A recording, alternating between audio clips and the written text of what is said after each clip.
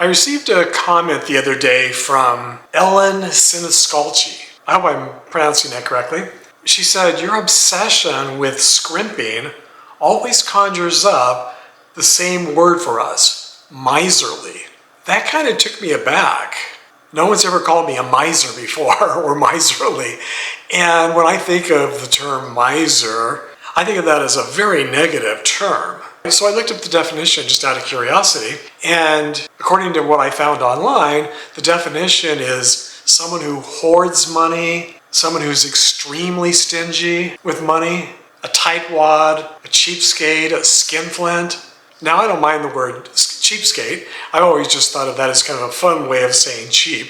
And I am cheap. I've always been cheap. I just think that it's smart to be smart with your money. I mean, why would you want to spend more for something if you don't have to?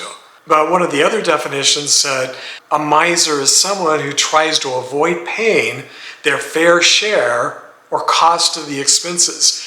And that couldn't be further from the truth. I'm definitely not a miser. But it definitely got me thinking about it because I have known some real misers, some real cheapskates, some real tightwads who will do anything to avoid paying their fair share. In fact, I've had a couple of friends who were definitely misers by this definition. And whenever we would go out to eat or go anywhere for anything, they would always somehow, especially if we were in a group, they would always somehow be the only one who didn't end up paying for anything.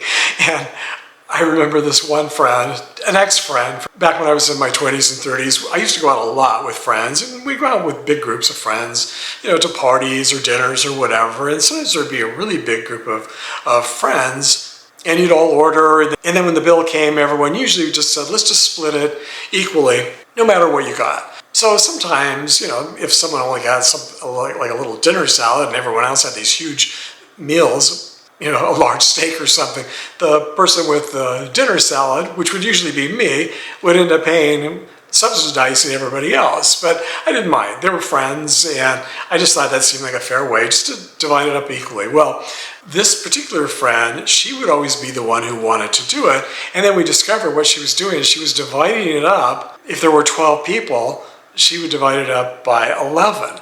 And so she wouldn't have to pay anything. So everyone else ended up paying their share, and then hers was included for free. And we finally caught on and realized, because she was doing it with everything, she never paid, I don't think she paid a penny for anything for most of her life. She always somehow figured out a way to get other people to pay whatever, whatever we were doing.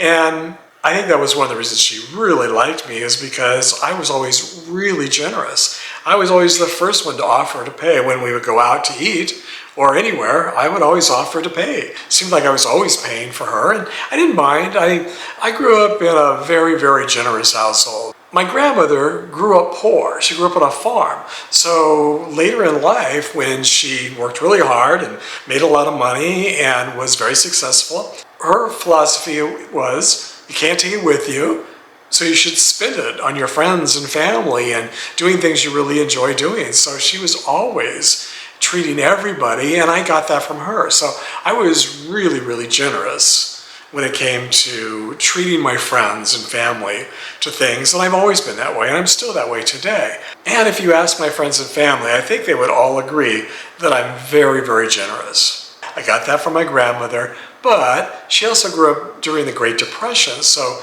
I think she was also smart with her money. And so I just think of myself as someone who's frugal and smart and a good shopper, and I just really hate to be gouged by greedy companies selling overpriced goods, no matter what they are, whether it's a hotel room or a bag of cheese balls, or a container of cheese balls. I just made a video about that recently, and I got so many comments, both positive and negative. A lot of people calling me names because I called out. And it's funny, I wasn't judging anybody. I was just saying, I saw the price of these cheese balls. They were like $7 for a container of basically orange puffed air. And I said, do people really pay this? I was just shocked that they were $7. It seems like the last time I saw the prices there at Walmart, for those, they were like $5, maybe $2.50, which, at that point, that kind of seemed reasonable. It's a pretty big plastic container of these cheese balls. I've never had any of those cheese balls. Even if I did, I don't think I would pay $7 for them, but I don't know, maybe I would. And a lot of people were saying that they thought the price was cheap, that they would definitely pay for it. They love cheese balls. And I was like, well, yeah, go for it. It's like my grandmother said, you can't take it with you. You might as well enjoy your money. And so if that's where you want to spend your money, if that's something you really love and you really enjoy, absolutely. Then $7 is not a lot of money for you. For me, $7 would be like completely outrageous for something that probably cost them about 25 cents to make, maybe 50 cents, maybe $1, I don't know. But it didn't cost them $7 to make that. And so that just seemed outrageous to me, but I wasn't judging other people for spending. I think you should spend however much money you want on whatever you want. I just happen to be the type of person who, being frugal, I would much rather pay as little as possible for the basics, food and clothing and things like that. Things that maybe I don't really value as much. I mean, on things that I have to live and survive, I want to pay as little as I can for gas for my car. I want to pay as little as I can for insurance on the house. I want to pay as little as I can for a house. I mean, all of the things in life, I think it's just smart to want to get the best deal you can possibly get and to pay as little as you possibly can. Now, that doesn't mean that you can't splurge and have luxuries. We have a small house here. It's a very small house. And we wanted to buy something that was very affordable and that would remain affordable into our old age. We wanted to retire here. And we knew that the smaller the house, the lower the utility bills would be, especially here in the desert where utility bills, our neighbor the other day said that he pays almost $1,000 a month just for electricity because he has one of the largest houses in our neighborhood. We have the smallest house in our neighborhood.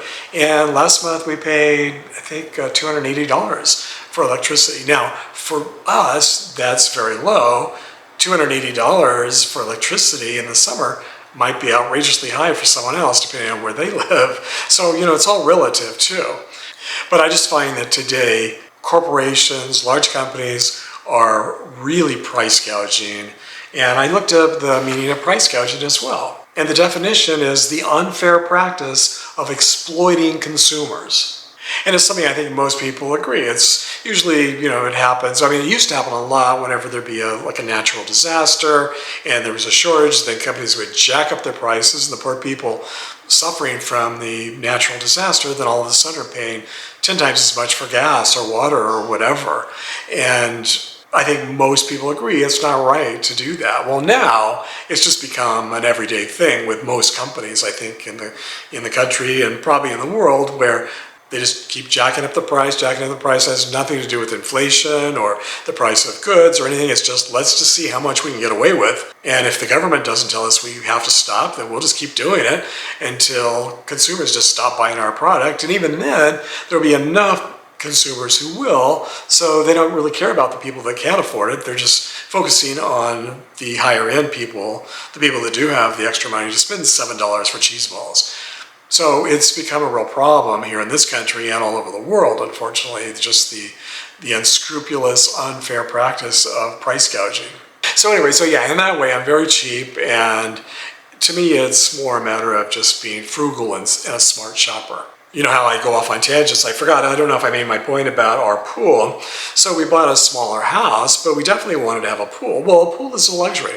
Not necessarily in the desert where we live here in Palm Springs. You almost have to have one, and almost everybody does have a pool because in the summer it gets to over 100 degrees for 3 to 4 months of the year, and it can be 120 degrees for weeks and weeks or months on end in the real heat of the summer. So having a pool is actually a really nice thing. It increases the value of your house. If you ever go to sell it, it's always much more desirable, especially here in the desert, to buy a house that already has a pool. So it is a luxury item. It does cost more to have. It's not something you have to have, but for me, that's something that even though I don't want to spend more than $5 or $10 for a t-shirt at a store, I mean, I consider that expensive, but I'll spend, I think when we first moved in, now this was 16, 17 years ago that we moved into this new house and we put in the pool. The first week we moved in, we called the pool company and had them start putting in the pool.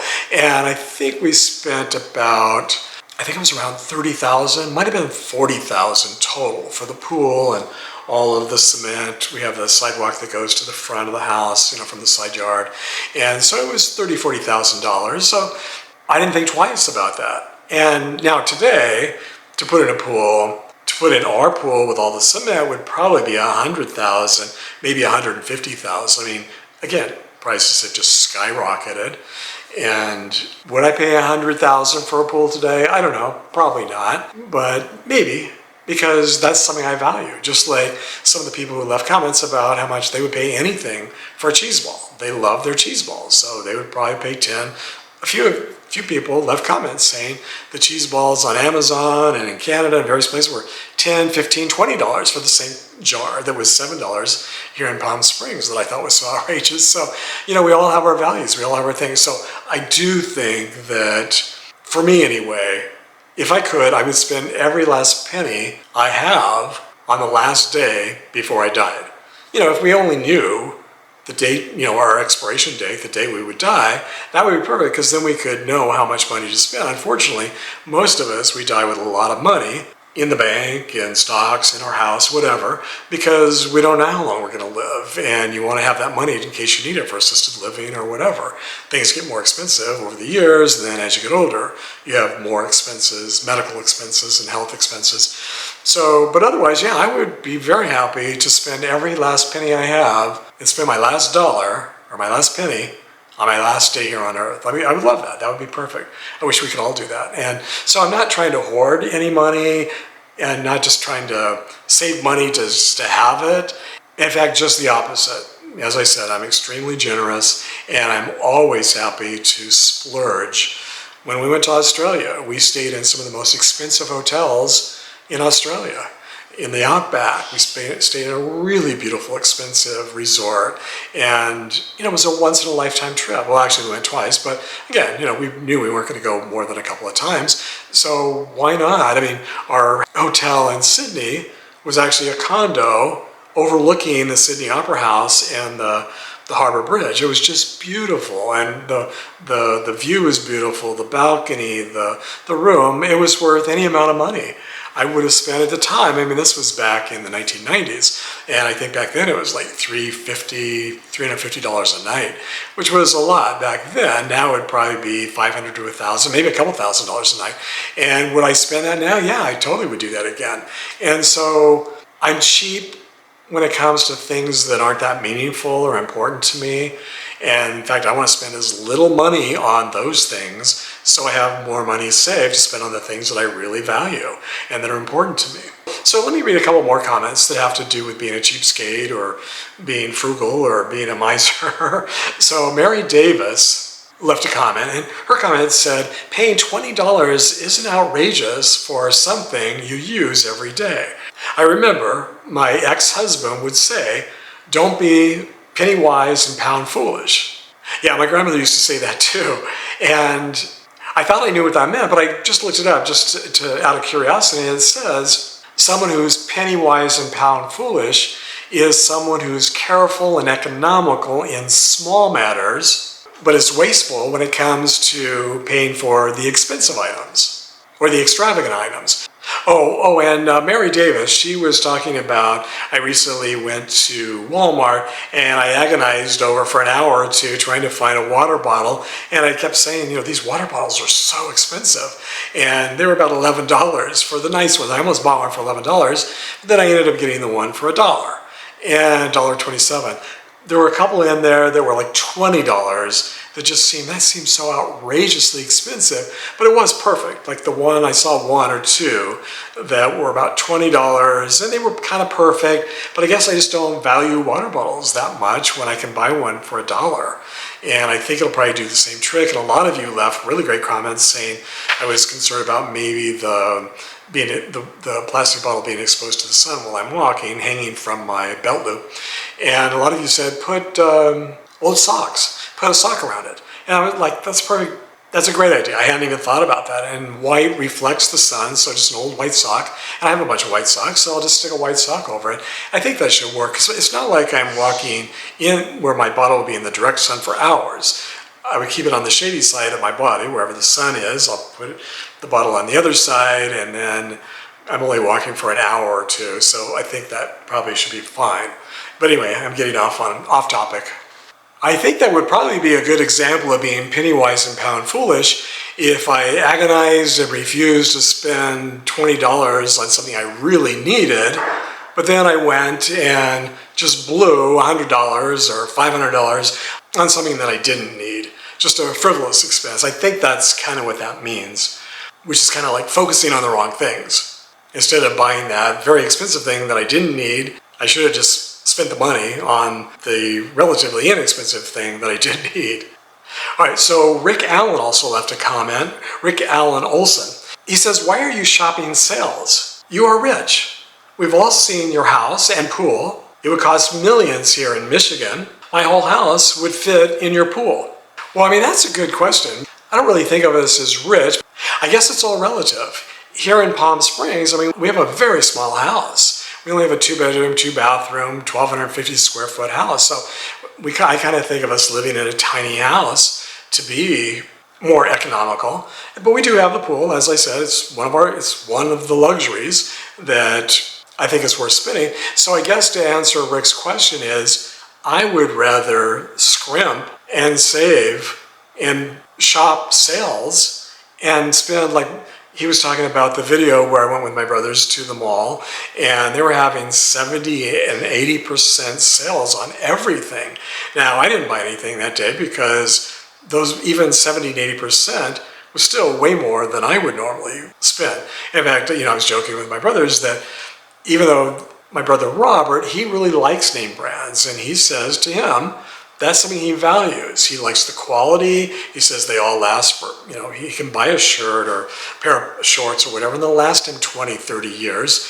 So he doesn't mind spending a little bit of extra money. But again, he still wants to get a great deal. So he was able to get them half price, which was still, to me, I think it was like $50 or something for some shorts. Well, I could buy 5 pairs of shorts at Walmart. Well, I used to be able to for the same price. Now maybe 3 or 4 pairs for that price.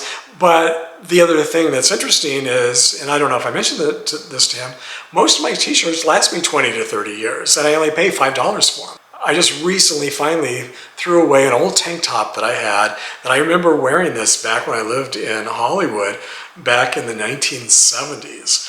And so this t-shirt, this tank top was like, over 50 years old. And it was finally starting to get kind of raggedy and holey, and it had holes and things. Finally threw it away, but it probably cost me back then, $1.50 for maybe not even that, One thing I've noticed is sometimes, now I will agree with some of you where you say you get what you pay for. Well, I think in the old days that was true. I'm not so sure anymore. I don't think anything's made to last anymore, or very few things are. Some things probably are worth the extra money, but I don't think you can definitely count on that anymore. And so for me, I would rather buy, like I said the other day with that water bottle, for $1.27, I could buy 15 of those instead of the one bottle that was $20. So I would rather go with the cheap one and just have a lot of them. And I'd rather have a t-shirt that, okay, if it only lasts a couple of years, then I throw it away. If it only costs me $5, then I go buy another one instead of buying a t-shirt for $50 and it lasts me for 20 years. I'd rather, I guess it just depends on how you want to do it, but I'm just more into paying as little as I possibly can for the things that don't matter as much to me so that I can save that money to buy a house in Palm Springs and to have a pool and to live where we live. And if I hadn't been such a cheapskate all my life and not spent all my money on all cars are a good example. I remember when I bought a car, I would keep it for at least 10, 15, 20, 25 years. And I love my cars. And usually I only sold them and got rid of them because I had to for some reason. And cars are just not something that mattered to me. I had a VW Bug that I loved. I wish I still had it. If it had a good air conditioner, I would probably still be driving it today. And 50 years later. I bought it back in the 70s. And so I'm okay with just having one car my entire life. If I could have done that, I probably would have. But, I've had a few cars, but they've all lasted, 10, 15 years at least. And the cars we have now will probably last the rest of our lives. That to me, I do feel is a waste. Unless you really love cars and you just love, that's where you want to spend your money. And if you want to lease a new car every 2 years. My grandmother did that. She had a new car every 2 years. But she was older, she had the money. That's what she loved doing. She had a big Cadillac.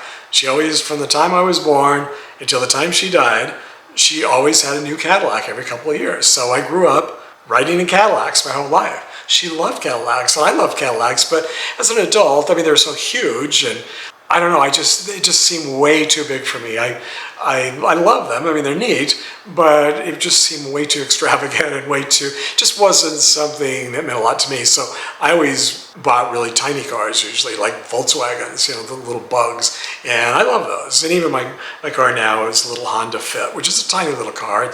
It's sort of like a squished down version of my SUV, which I did love, my Ford Escape SUV. I wish I had kept that now and just put in a new air conditioner and it needed a new transmission and needed some new things, and I just thought it'd be better to get a new car. I kind of wish I just kept it. I love that car. I loved it being high off the ground. But again, that's another topic. So, all right, so another comment came from Shalila, rhymes with Delilah. She says, I'm basically a cheapskate. I just can't make myself spend $50 for a pair of shorts, no matter what brand they are. Yep, I totally agree. If they don't sell it at Walmart, I don't buy it. I'm pretty sure almost everything I bought, every piece of clothing I've bought in the last, I don't know, since we moved here to Palm Springs. We didn't have a Walmart where we used to live when we lived down by the beach. But since moving here, we've been shopping at Walmart for about 20 years now, and all my shoes, all my underwear, all my t-shirts, my shorts, my clothes, my hats, almost everything. I mean, maybe there've been a couple of things that I might have bought as souvenirs somewhere else, but basically everything I wear comes from Walmart, and I feel like they're outrageously priced now. These t-shirts now have gone up to like maybe $10, and to me that seems way too much for a t-shirt. But that's just because I don't really care about t-shirts. I don't care. I've never wanted to dress to impress anybody, never wanted to have a car to impress anybody, never wanted to have a house to impress anybody. Those kind of things, that just didn't matter to me. Even though Rick thinks we're rich, and I guess compared to a lot of people, we are rich. We are financially secure. Everything we own is paid off, and it has been for decades. I paid off my credit card. The last credit card bill I had was probably 35 years ago. And when I realized this is crazy to have credit card bills when I had the money to pay off the credit card. And so I paid off my credit card bills. I didn't have a lot, but I paid off all my credit cards back then, like 30 years ago.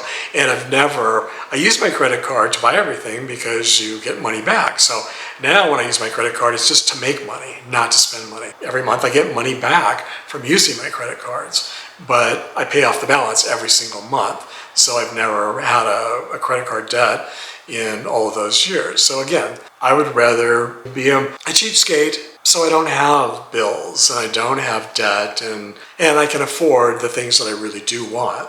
Avon left a comment, says, geez, $55 for a pair of discounted shorts. That's ridiculous. Yeah, again, another comment about the shorts, and I agree. So I guess the point of this video is that personally, I don't think being frugal and prudent and thrifty and not going into debt, if you can, not everyone's able to. I understand that. A lot of people have to go into debt. A lot of people don't have a double income or even a single income that can pay all of their bills. So whenever I'm sharing things about money and saving on this channel, I'm never judging anybody because I think we all have to decide for ourselves what's the most important. What's the most important thing to spend our money on? What do we value? What do we want to put our money on? And not everyone's like me, so I don't think everyone should do what I do. And if you want to spend $7 on cheese balls, go for it. If I were still eating ice cream and ice cream was $10 a gallon, I would spend $10 a gallon because I love ice cream. I no longer eat it, but I used to love it. I used to, and I would have spent any amount of money for ice cream because that was something that I valued.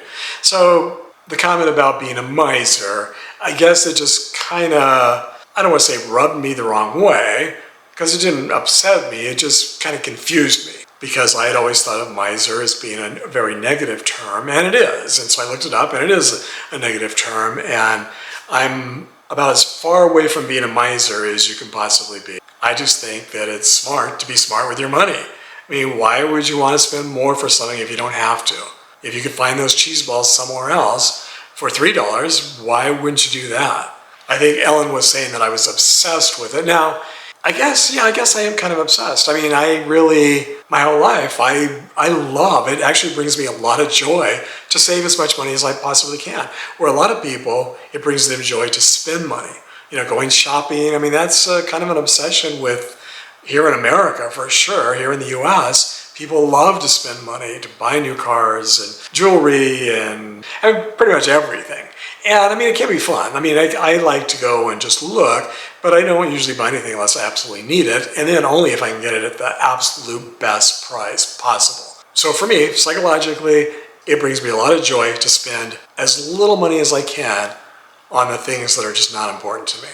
And then the things that are important to me, it almost doesn't matter to me how much it costs. If I've got the money and I want to go do something, I'll go do it.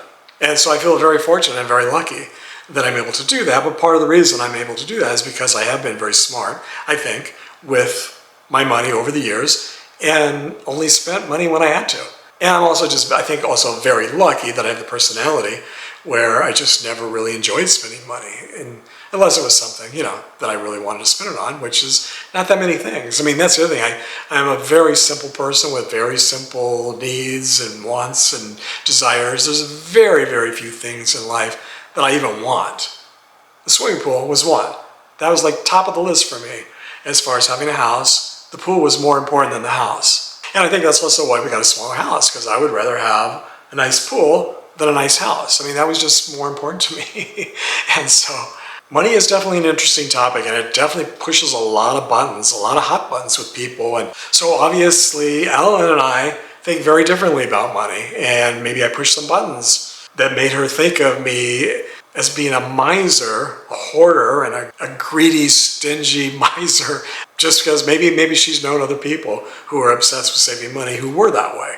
You never know where these comments come from and where people's experience and perspectives come from. We all have different ideas about everything. But the other thing that was very important to me from a fairly young age, even though I never really thought of myself as someone who would retire, I thought it would just work forever, but I always want to have a backup plan.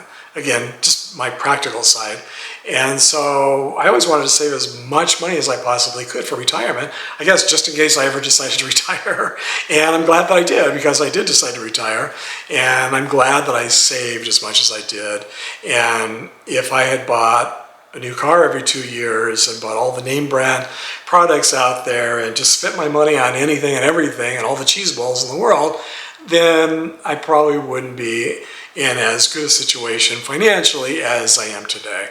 And so that's what I value. That was one thing I really valued, was having savings for old age, in case I need assisted living or who knows what at some point. Hopefully I won't need that, but if I do, at least at this point, I've done everything in my power, everything possible, to save as much money as I possibly can to live comfortably in retirement. And so that was a value. That was something I thought of from a fairly young age. I was thinking about those things in my 20s and 30s, where a lot of people, I think, don't do that until maybe it's too late to make as much money and save as much money as you can. So anyway, that's probably a topic for another video. I just wanted to share these comments with you, these few comments, and ask you what you think about being frugal or being miserly. Do you consider yourself a cheapskate, a miser, stingy, or are you just frugal and smart with the things that you buy? Share with us in the comments, and I'll probably read a lot of them in my next comment video. I think I mentioned this in a recent video. I'm going to try to start reading a lot more of the comments. Now, I didn't get to too many today. I'll try to stay focused next time and stay focused on the comments, but this one was really mostly about that one comment, because that's the one that really got me thinking about this video. And then I just happened to see a few others that were also about saving money or spending money, so I thought I would add those as well. So anyway, before I go on for another half hour, thanks for all the comments, everybody, and I hope to see you on the next video.